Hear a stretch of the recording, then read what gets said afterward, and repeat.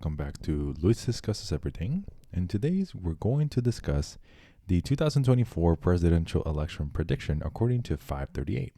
As you all are very much familiar, 538 is a very popular election prediction website. And they use a algorithm that was developed by their former employee, Nate Silver, and it uses little an aggregate of data to show who is going to win the next presidential election. Now, they don't only stick with presidential election predictions; they also use they also predict Senate as well as the House. But we're going to focus on the presidential election for this video in particular.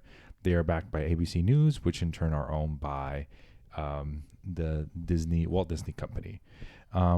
With that being said, 538 has Donald Trump winning the election on 51 out of 100 simulations. As you all are familiar, most forecasters use like a map similar to this one to showcase how the election is going to turn out, like give you like a visual representation as to how it's going to turn out. In this case, hypothetical scenario or the future scenario of like Trump versus Biden in the 2024 presidential election. 538 has both of these candidates winning. Trump winning 51 out of 100 times. So what they do, as opposed to using the map, although they do also have a map available, is that they give you a number of scenarios, right? Out of 1,000 simulations in this case, how many times does Trump win, and how many times does Biden win, and how many times is the Electoral College tied? In this scenario, former President Trump wins on 508 of these 1,000 simulations. Biden wins in 487 instances.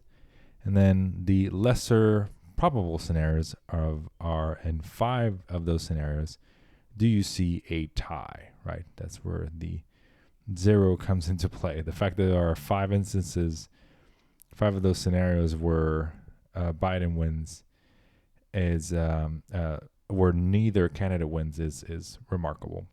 This is one way to visualize it. They give you the who's winning in the polls and to show you where they get the data from. They give you the latest updates as to like what's the most updated forecast. The last time this was updated was on June 11th. They also give you how the forecast has changed over time. This only started about a week ago. So let me see, since April 2nd. Oh shoot. Not fairly recent, but it was published about a week ago. They show you the Electoral College, the popular vote. Right now, Biden is winning the popular vote, but the Electoral College is being won by Trump, which is what ultimately matters. The percentage win probability is 51% out of 100 and 49% probability for Biden out of 100. So this is essentially a 50-50 race. They also include Kennedy into the mix, which has less than 1% probability to win. They also have who is more likely to win in each individual state, which is how they come up with the win probability for the entire election. We'll take a look at this. We'll come back to this to do our own Electoral College map according to them. And then I'll give my opinion on this. But this is their own Electoral College map and the win probabilities associated with each one. And interestingly enough, they do have Georgia, Arizona, and Nevada as toss-ups in this scenario. In my own prediction, I don't have them as toss-ups. I have them as going to Trump, all these 3. And I have the Rust Belt all going to Biden and having him win the election. But 538 doesn't have that. Or the closest races to watch, by far, you have Pennsylvania, Wisconsin, and Michigan. The other ones are also close, but not nearly. They're all tilting towards Trump. But these 3 are going to be the key defining factors for who is going to win the presidential election. And then you have kind of like the winding path to victory, right? What is the most likely state that, like the tipping point state for either candidate to reach 270 electoral votes?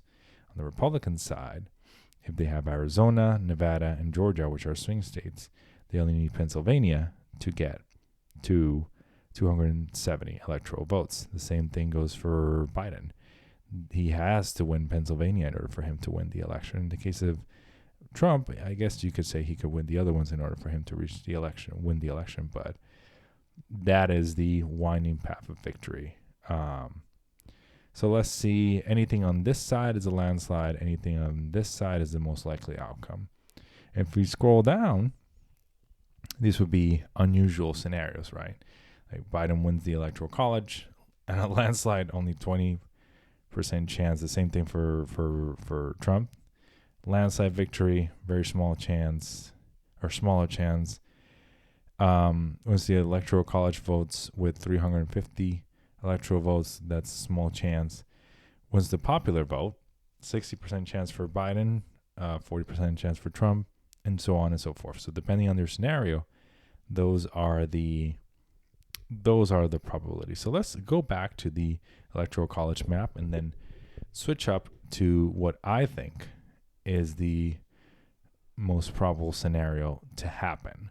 So according to 538, they have this Electoral College map, putting all these states as toss-ups.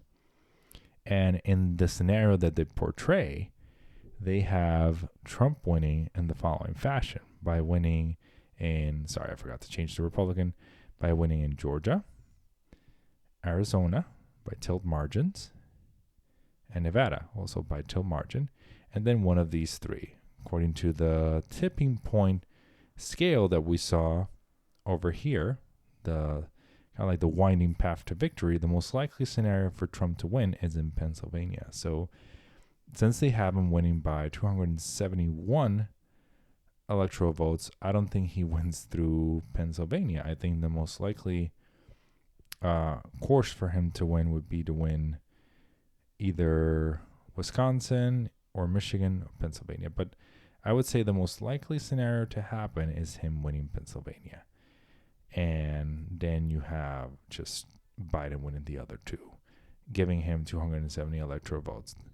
But this could change. The opposite could happen. For example, like if this goes to Biden, you can have exactly the opposite scenario happen, and having kind of like Biden winning the election. Well, in this case, I think I made a mistake because I don't have Biden winning the election, but I think it's because it's of this Electoral College vote over here. But you get the picture. Like, this election is so close that you can have either candidate win 270 electoral votes. So the only way we can possibly say if this is accurate is by gathering more data, and that is with votes. What do you have going for Trump? What you have going for Trump is that Biden is the most unpopular president in modern history, even surpassing Trump. You have his unpopularity with regards to his handling of the Gaza war. You have inflation still being sticky, even though it is going down, but it's going up on a lesser margin. So we'll see. Thank you so much for watching. Please leave a like, subscribe to the channel, and share this video with your friends.